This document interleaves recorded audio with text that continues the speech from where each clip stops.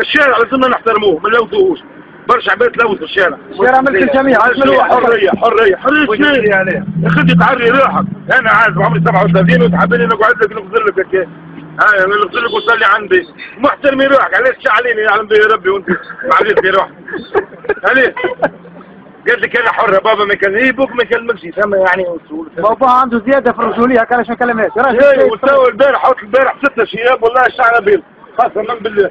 وثلاثة معرفة من الحام ولا ما عرفت الفيسبوك يحكي علاش يحكي على الطهر خايف على بنته لا يطهروها وكيك والله وجهني والله العظيم المرأة ما تسماش طهر، المرأة ما يقولوش طهرها. هو فيه مكاك يا ودي فيه يسمى خفض ظن ما لقى ما يحكي وفي تونس ما عندناش بنطلع يا ودي هو ما لقى ما يحكي لا ما ندحليك شيء بعض الدول اللي فيها ما يستحق خفض تونس ما تستحق. انا متهرب 10 مرات اسمعني قاعدين اخويا فهمتني هاو شيء وباش يحكي قلت لك باش يطهروها ما ولبنان ولا عجب ربي الاخرى عرفتلها على روحها بدات عندي الاخرى ما يعني الراجل شنو قبل ما عاد يصرف مصروف طهاره وعرس هذا مستويات صفر.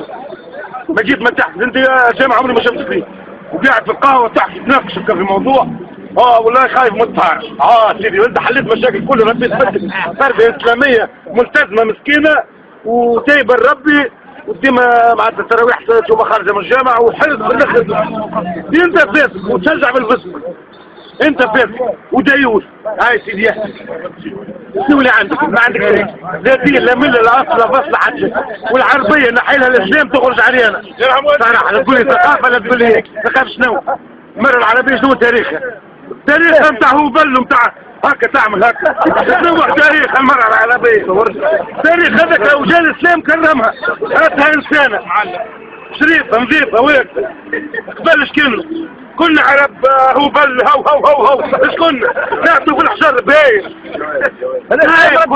جاء الاسلام ردنا عباد ردنا ناس نمشي والناس تقدرنا وتعلمنا الاحترام. ايش كنا تعلمنا واحده ايش كنا الاسلام هكا طول يعمل شعر من هنا يوصل حتى للقمر.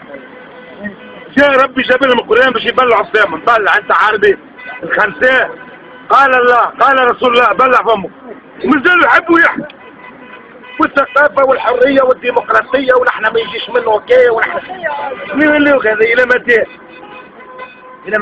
الى متى؟ الصبر حدود. يا اخويا الى اللقاء في الفيسبوك الى اللقاء ان شاء الله في الجنه ان شاء الله في الجنه